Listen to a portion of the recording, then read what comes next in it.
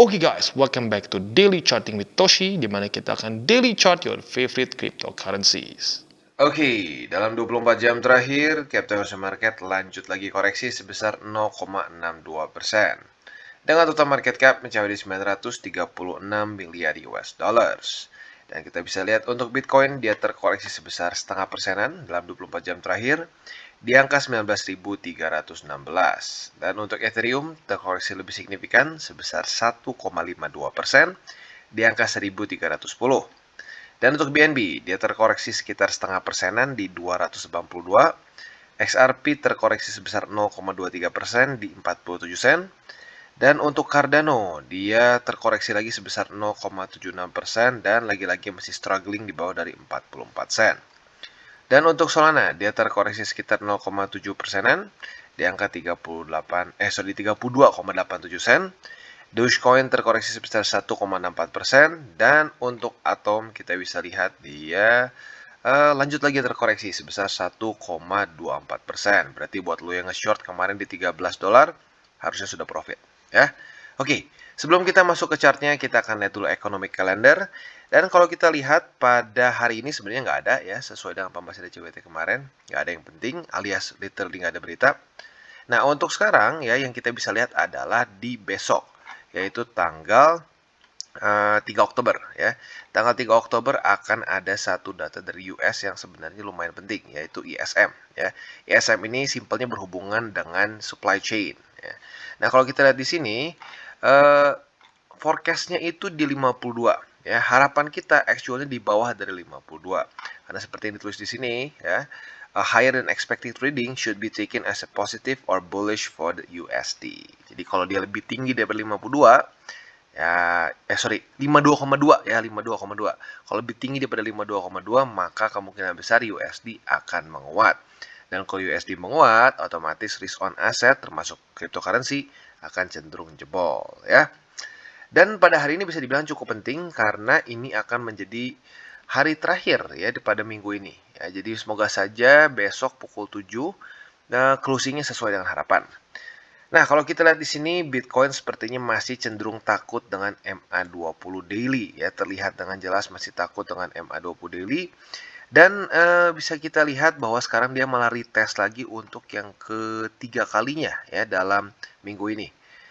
Si 19.200-an. Nah, jadi PR-nya sama seperti kemarin ya. Bertahan di atas dari 19.200 dan kalau bisa hari ini tembus MA20 ya. Itu untuk short termnya. Nah, untuk long termnya ini arguably almost the same ya. Karena ya bisa dibilang besok itu weekly close ya. Nah, harapan kita adalah weekly close dari Bitcoin itu di atas dari 19.200 juga ya. Karena kalau dia weekly close di bawah lagi, berarti dengan jelas 19.200 di time frame weekly sudah menjadi suatu resisten. Dan apabila itu sudah menjadi suatu resisten, probability dia untuk membuat lower low ya ke daerah 15.000, ke daerah 17.000 ya, alias daerah kapitulasi di Juni lalu itu bisa terjadi ya. Jadi semoga saja besok jam 7 pagi weekly close BTC di atas dari 19.200 ya. Oke. Dan selain dari itu juga yang mungkin kita bisa lihat adalah atau PR selanjutnya adalah MA20. Nah, seperti yang gue katakan sebelum-sebelumnya, ini adalah pertama kali sepanjang sejarah Bitcoin, di mana MA20 weekly death cross dengan MA200. Kita bisa cek di siklus-siklus sebelumnya tidak pernah terjadi. Pernah nyaris ya beberapa kali seperti di sini, dan di sini juga ya, di 2015 ingat gue. Pernah nyaris, tapi nggak sampai death cross. Nah, jadi lagi-lagi kita belum punya data nih, apa yang akan terjadi dengan MA20. Apakah dia akan menjadi resisten yang sangat kuat? Probability-nya seperti itu. Ya, makanya sekarang kita kasih nickname dulu nih. Si MA20 ini kemungkinan besar akan jadi Mike Tyson, ya. Nah, tapi ya baik lagi, semoga saja tidak seperti itu, ya. Semoga aja Mike Tyson-nya zaman Mike Tyson udah mau pensiun lah, ya, bisa di-KO-in. Oke. Jadi kurang lebih seperti itu untuk makro dari Bitcoin ya. Dan otomatis kalau kita ngomongin makro Bitcoin, ini akan narik juga semua alts ya. Nah, untuk indeks dolar tentunya kita tahu masih market close. Ini hari Minggu ya, mereka masih nggak ada trading otomatis. Jadi ya stay. Nah, kita lihat nih besok apakah dia akan tembus lagi 112 tembus lagi 111 atau tidak. Kalau sampai dia mulai daily opennya di atas dari situ dan mantul lagi di sini ya, that's not gonna be good. Ya, itu jujurnya akan nggak terlalu bagus karena kita udah ngasih kesempatan RSI-nya untuk turun di bawah dari 70 ya, alias dia udah nggak masuk dalam area overbought ya. Nah, jadi ini secara TA cukup penting nih. Apakah besok daily opennya di bawah atau di atas dari 112? Kalau dia di bawah, ada probability dia masih bisa ke-reject lagi dan lanjut turun. Ya. Kalau dia di atas dan terpantul, ya sudah. Probability-nya antara dia akan membuat higher high atau harapan terakhir kita adalah ini double top dan turun lagi ke bawah. Ya. Dan buat lo yang mungkin masih baru dan pertama kali mendengar DCWT, bingung kenapa kita bahas di XY atau indeks dolar. Jadi indeks dolar ini adalah visualisasi dari kekuatan dolar ya. Makanya kenapa disebut sebagai indeks dolar. Nah, saat indeks dolar meningkat, risk on asset itu semua cenderung kebakaran. Ya, risk on asset itu seperti apa? Yang paling risk on yaitu ya cryptocurrency, ya BTC, Ethereum dan lain-lain. Nah, di waktu bersamaan, seperti Nasdaq, S&P, Dow Jones, dan lain-lain juga yang seringkali salah dipikir oleh orang Indonesia sebagai suatu investasi yang low risk, ini juga sebenarnya masuk ke high risk, ya, atau risk on. Jadi sekali lagi, ya, ini semua akan ada korelasinya. Walaupun dengan satu catatan, ya, Nasdaq, S&P, dan Dow Jones belakangan ini performanya lebih buruk dibandingkan dengan BTC, minimal beberapa minggu ke belakang, ya. Di mana mereka sudah mulai membuat lower low, untuk BTC dia masih bisa bertahan, ya. Tapi lagi-lagi bertahannya pun megap-megap. Ya, jadi sekali lagi harapan kita adalah indeks dolar kembali melemah, ya. Semoga saja data ISM bisa mendukung itu dan juga supaya Bitcoin tetap bisa weekly close di atas dari 19.200-an, ya. Oke, jadi itu kurang lebih untuk secara makronya. Untuk buy limit kita akan bahas di belakang.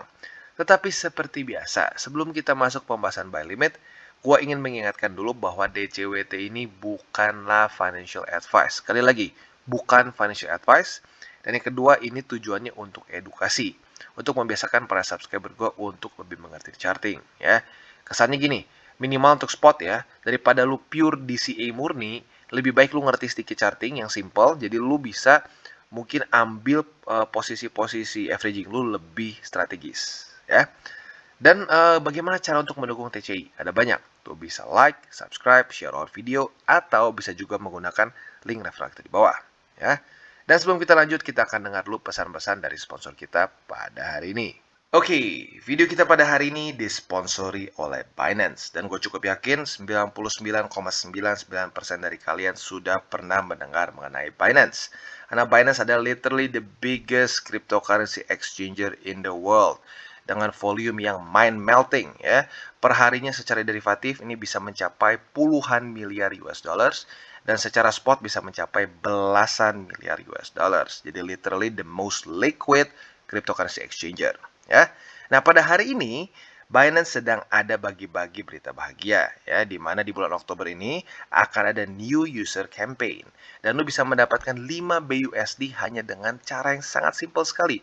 Yang pertama daftar ya. Ini berlaku dari tanggal 1 Oktober sampai tanggal 31 Oktober 2022 ya.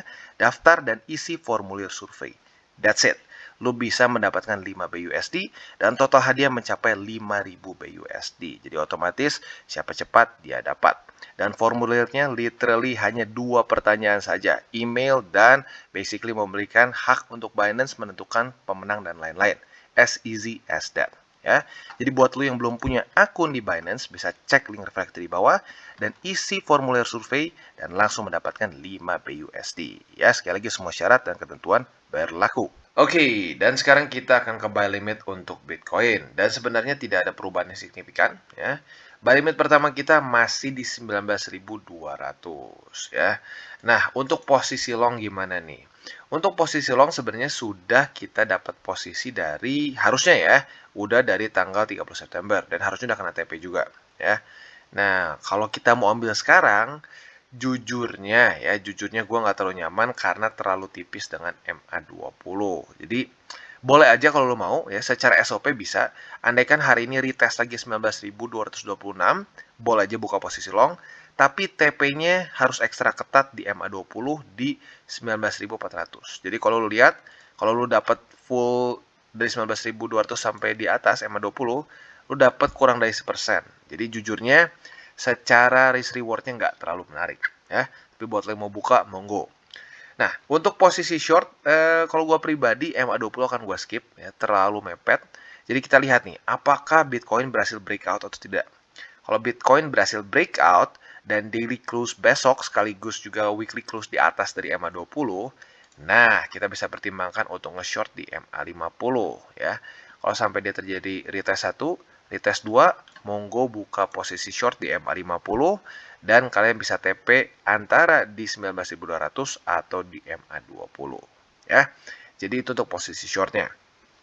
Oke, itu jadi posisi long, short, dan spot. Ya, spot pertama di 19.200-an. Sekali lagi, untuk spot, please jangan all in. Ya, udah ada beberapa yang masih berpikir posisi spot itu tempat all in. No, ya itu tempat untuk averaging. Dan harus punya mindset yang jangka panjang. Dan please pakai duit dingin. Ya, apalagi untuk spot jangka panjang itu harus extra dingin karena butuh waktu minimal itu bulanan, itu sangat minim ya. Biasanya butuh waktu tahunan. Oke, nah selanjutnya untuk buy limit kedua kita akan geser ke 18.400 ya di daerah sini. Jelas ini adalah struktur yang terbentuk baru pada tanggal 21 dan 22 September lalu. Dan udah gitu yang ketiga ya, buy limit ketiga kita optional nih. Antara 17.600 yaitu adalah harga kapitulasi atau wick terendah di Juni lalu, atau lu juga bisa pilih yaitu di 15.600, di mana itu adalah drawdown 30% dari MA200 weekly ya. Ini terjadi di beberapa siklus sebelumnya ya. Oke, jadi kurang lebih seperti itu untuk BTC. Sekali lagi PR dia adalah weekly close pada besok jam 7 pagi di atas dari 19.200. Oke, dan selanjutnya kita geser ke Atom. Dan buat yang sudah buka posisi short di $13, congratulations, sekarang sedang dalam keadaan profit. Nggak besar sih, atau lebih tepatnya belum besar. Ya, baru sekitar ya 1%-an lebih lah harusnya ya.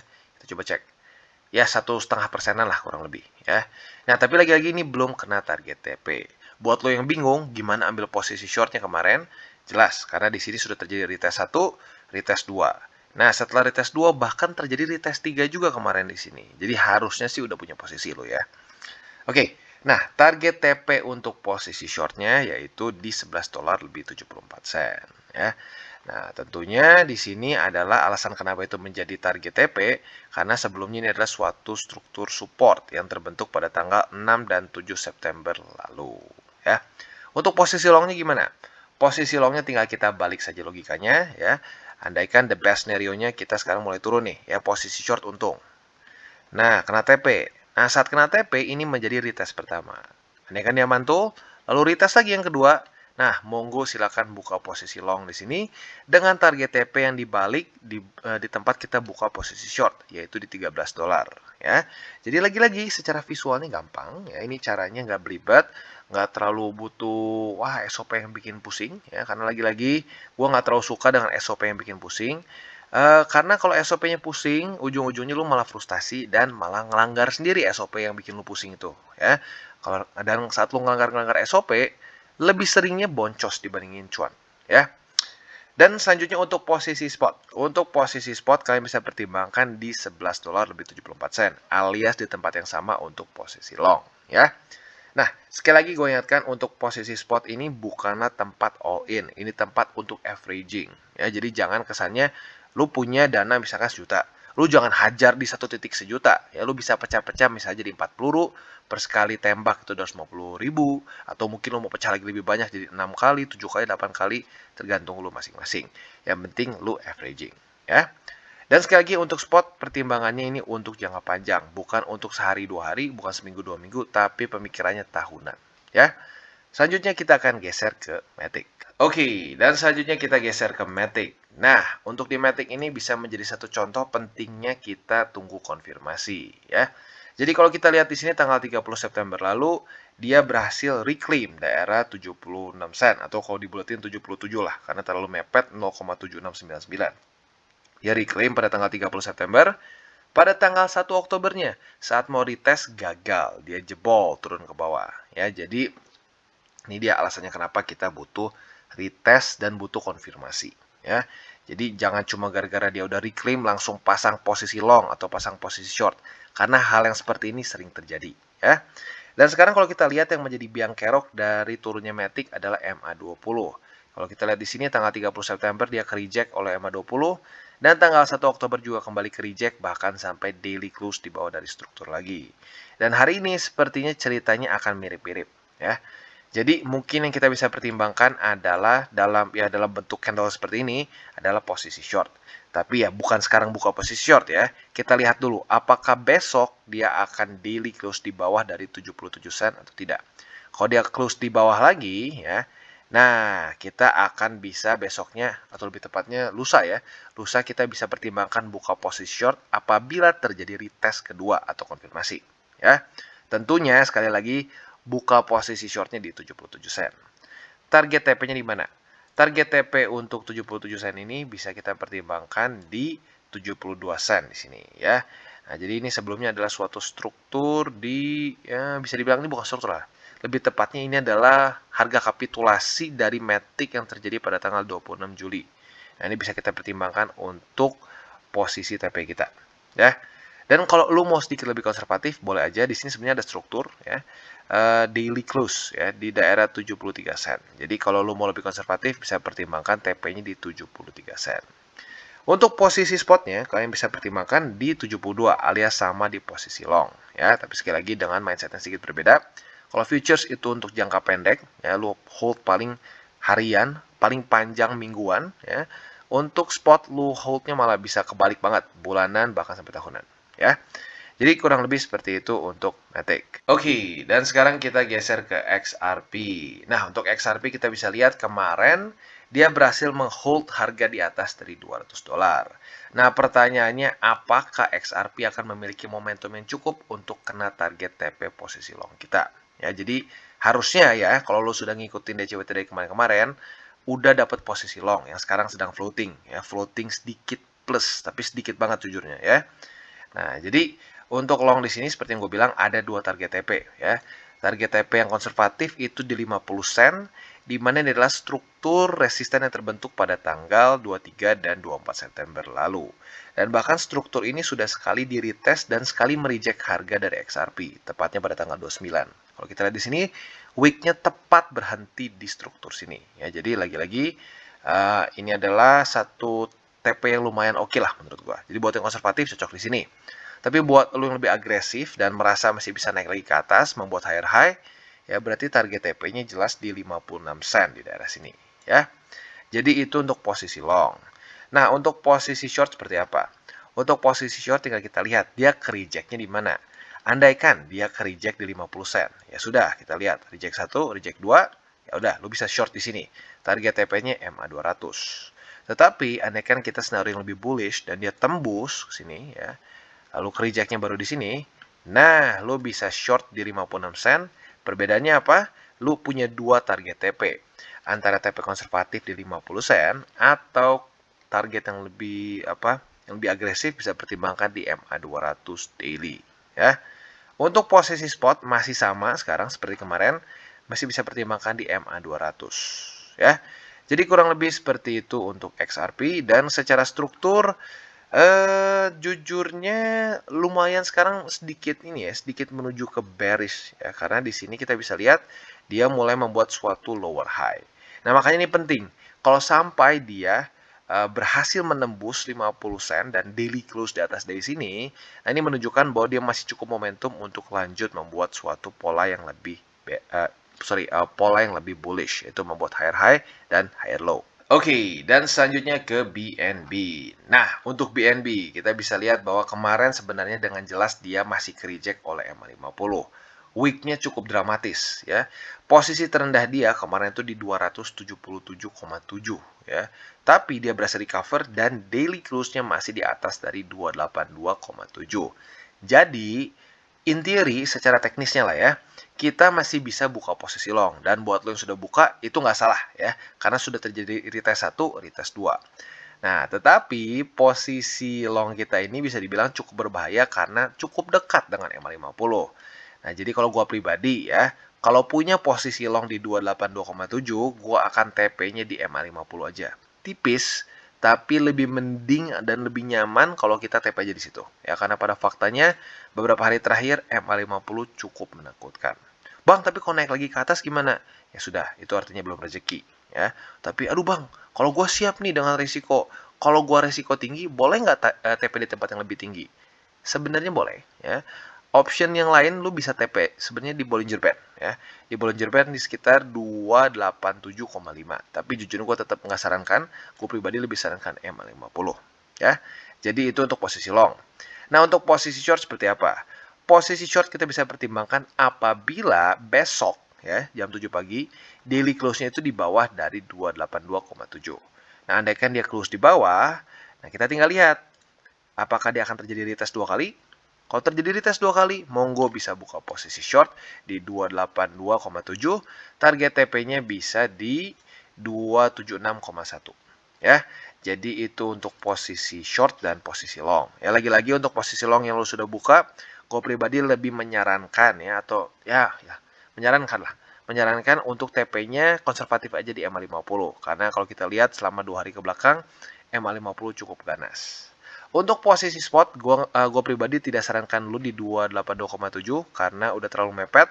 Kalau mau spot mungkin bisa pertimbangkan di 276,1 ya.